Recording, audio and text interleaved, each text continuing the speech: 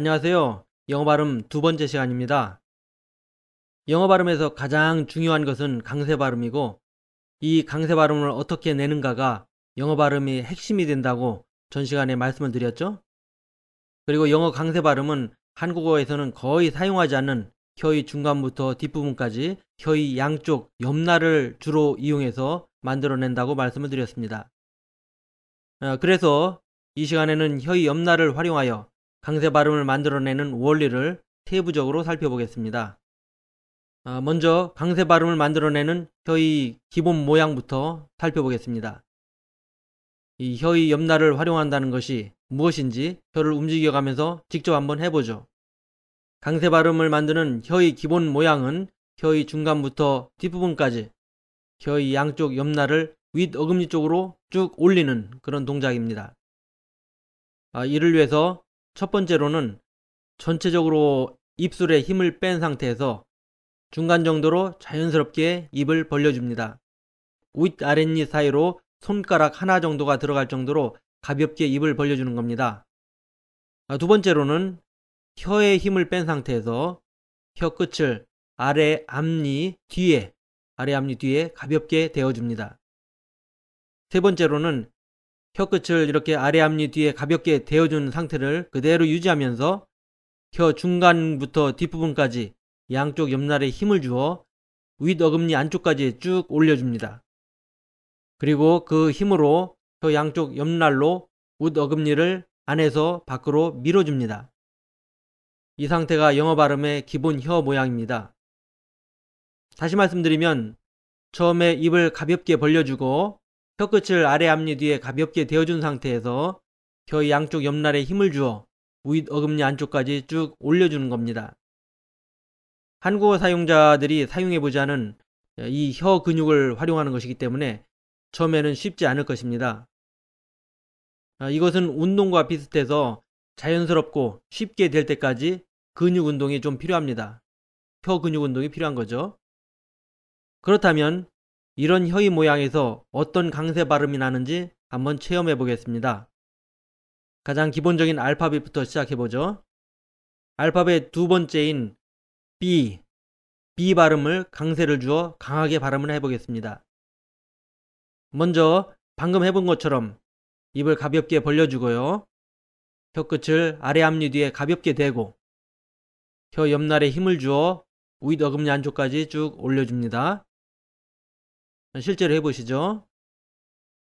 입을 가볍게 벌려주고 혀끝을 아래 앞니 뒤에 가볍게 대고 혀 옆날에 힘을 주어서 윗 어금니 안쪽까지 쭉 올려줍니다. 그리고 양쪽 혀 옆날로 윗 어금니를 안쪽에서 밖으로 밀어냅니다. 이 모양을 만드셨나요? 자, 이 상태에서 그대로 윗 아래 입술로 입을 가볍게 막습니다. 혀 모양은 그대로 유지하면서 가볍게 위 아래 입술로 입을 가볍게 막습니다. 그리고 아랫배에 힘을 주면서 공기를 갑자기 강하게 파열시키면서 B 이렇게 발음을 합니다. 처음부터 잘 되지 않아도 걱정 마시고요. 지금은 혀의 옆날을 이용해서 강한 발음을 내는 것이 영어 발음이라는 것을 듣고 경험만 하셔도 됩니다.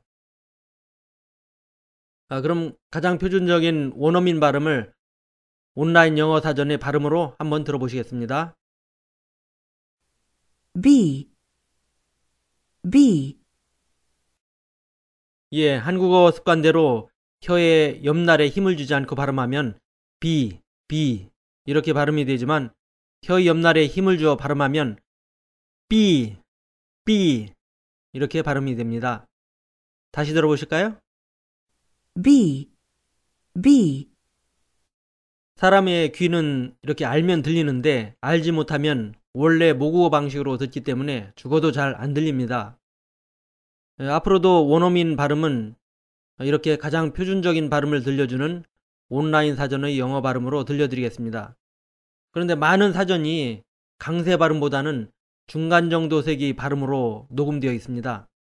그래서 완전한 강세 발음은 아니지만 그래도 가장 강세 발음에 가까운 발음을 들려주는 그런 온라인 사전 발음을 찾아서 들려드리겠습니다. 이처럼 영어는 강세 발음을 중심으로 강약의 강세 박자가 형성되는 발음입니다. 그런데 여기서요, 맨 먼저 말씀드린 혀끝을 아래로 내려서 아래 앞니 뒤에 대는 그 이유를 한번 짚고 넘어가겠습니다. 혀끝을 아래 앞니 뒤에 대는 이유는 혀끝이 아래로 내려갈수록 혀의 중간과 뒷부분은 위로 올라가기 때문입니다.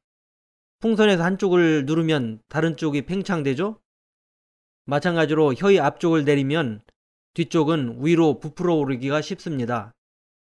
그래서 말하기 준비 상태를 보면 영어 원어민들은 혀끝을 아래 앞니 뒤로 내린 상태가 됩니다. 이에 비해서 한국어 말하기 준비 상태는 혀끝을 위로 올려서 입안의 허공에 떠 있는 상태입니다. 혀 옆날을 거의 사용하지 않는 한국어에서는 혀끝이 밑으로 내려올 필요가 없고 혀끝으로 빠르게 윗잇몸이나 입천장을 막을 수 있도록 혀끝이 먼저 위로 올라가 있는 거죠. 하지만 영어 발음은 혀 중간 및 뒷부분의 옆날에 힘을 주어 위로 올리는 것이 핵심이기 때문에 말하기 준비 상태부터 혀의 옆날을 올리기 쉽도록 혀끝은 아래로 내려오는 것입니다. 그래서 영어는 말을 하고자 준비하면 자연히 혀끝이 아래로 내려오고 혀 옆날은 위로 올라갈 준비가 갖추어진 그런 상태가 되는 겁니다. 그렇다면 영어 발음에서 혀의 옆날을 위로 올려주었을 때 어떻게 강세 발음이 나오게 되는지 알아보겠습니다. 영어 발음의 근본 원리를 다루기 때문에 좀 어려울 수도 있습니다. 하지만 앞으로 각각의 세부 발음에서 반복이 되기 때문에 대략적인 원리만 이해하셔도 됩니다. 첫 번째로 혀의 중간부터 뒷부분까지 이 혀의 옆날에 힘을 주어 윗 어금니 쪽으로 올리면 어떻게 강세 발음이 나오게 될까요? 혀의 옆날을 위로 올려주면 당연히 혀의 윗면과 입천장 사이 공간이 좁아집니다. 말을 할 때는 날숨으로 공기를 내쉬는데 이 좁아진 통로로 공기가 배출되면서 강한 공기 흐름이 만들어집니다. 공기가 나가는 구멍이 작으면 더 센 바람이 나오게 되죠. 생일 케이크 촛불을 불어서 끌 때 보면 입술을 오므려 공기 흐름을 좁혀서 공기를 강하게 하여 촛불을 끕니다. 그럼 한번 날숨을 내쉴 때 공기 세기 차이를 한번 느껴볼까요? 먼저 한국어에서처럼 혀의 옆날을 사용하지 않고 입술로만 공기 흐름을 좁혔을 때 어떤지 해보겠습니다. 자, 손바닥을 입 앞에 대고요. 입술만, 이번엔 입술만 최대한 작게 동그랗게 오므려서 이렇게 후 하고 바람을 불어봅니다. 자, 직접 한번 해보시죠. 자, 이번에는 영어에서 나오는 강세음으로 혀 옆날에 힘을 주어 올려서 윗 어금니를 막았을 때의 공기 세기를 비교해 보겠습니다. 먼저 방금 전과 똑같이 입 앞에 손바닥을 대고 입술을 좁혀 공기를 계속 불면서 이번에는 혀의 끝을 아래 앞니 뒤에 가볍게 대고 혀 옆날에 힘을 주어 윗 어금니 안쪽까지 쭉 올려봅니다. 공기를 계속 불어주면서 혀 옆날을 쭉 올려보는 겁니다. 이렇게요. 한번 해보시죠. 어떻습니까? 처음에 후 소리가 나다가 혀 옆날이 올라가면서 공기가 몇 배나 더 강해지는 것을 느낄 수 있죠? 이렇게 공기가 강해지면서 영어의 강세 발음이 쉽게 나올 수 있는 것입니다. 하지만 우리가 매일 말하는 한국어에서는 이런 강도가 필요한 건 아닙니다. 예를 들어 바닥이라는 한국말에서 공기를 막을 때 맨 앞에 나오는 비읍 발음은 입술로 막고 디귿 발음은 혀끝으로 막고 기역 발음은 가장 안쪽의 목 부분의 혀로 공기 흐름을 순간적으로 막았다 열어줍니다. 이것이 아주 빠르게 일어나야 하기 때문에 혀의 중간에서 뒷부분까지 그 옆날에 힘을 주어서 위로 올려줄 시간도 없고 또 할 필요도 없습니다. 한국어 발음은 혀의 힘을 완전히 뺀 상태에서 발음해야 더 정확한 음절 발음이 나오고 힘이 들어가면 그런 음절 발음이 자연스럽게 안 나옵니다. 영어 원어민들이 한국어를 할 때 부자연스러운 말이 나오는 가장 큰 이유는 혀에 힘을 주어 강세를 주어 발음하기 때문입니다. 하지만 강세 박자 언어인 영어는 혀 옆날에 힘을 주어 강세 발음을 만들어내야 정확한 발음이 가능합니다. 평생 혀에 힘을 빼고 말을 해온 한국 사람들이 이것을 간과하고 넘어가기 때문에 처음부터 영어 발음의 뿌리가 형성되지 않는 겁니다. 다음으로 혀 옆날을 올려줄 때 강세 발음이 나오는 두 번째 이유인데요. 그것은 바로 된소리를 만드는 것입니다. 한국어에서도 쌍기역, 쌍디귿, 쌍비읍, 쌍시옷, 쌍지읒 같은 된소리 발음을 만드는 것과 비슷한 원리입니다. 먼저 이런 한국어 된소리 발음은 어떻게 만들어집니까? 아마도 이것을 신경 써본 사람은 별로 없을 것 같은데요. 기본적으로 된소리가 어떻게 만들어지는지 직접 손으로 만져보면서 살펴보도록 하겠습니다. 먼저 엄지와 검지 손가락으로 공기가 통하는 목의 기관을 살짝 잡아봅니다. 강하게 잡으면 숨이 막히는 그 부분입니다. 엄지와 검지를 이용해서 살짝 잡아봅니다. 자, 그리고 최대한 손가락을 위로 올려서 턱 밑에까지 쭉 올려줍니다. 턱 밑에까지 쭉 밀어 올려봅니다. 턱 뒤에서는 기관이 더 두꺼워지는 것이 느껴지죠? 이 상태에서 침을 한번 꿀꺽 하고 삼켜봅니다. 자, 한번 실제 해보시죠. 꿀꺽 하고요. 뭔가가 위로 올라가면서 수축되는 게 느껴지죠? 이렇게 근육이 위로 올라가면서 수축되는 부분이 목의 맨 위쪽에 자리 잡고 있는 인두라고 불리는 기관입니다. 음식을 여기에 놓고 수축시켜 식도로 짜 넣어서 위장으로 가도록 하는 작용을 합니다. 치약을 짜내는 것과 같은 원리입니다. 이번에는 다시 같은 곳에 엄지와 검지 손가락을 대고 한국어로 가 라고 발음하고 다음으로 까 라고 발음을 해보죠. 가, 까 이렇게요. 가, 까. 어떻습니까?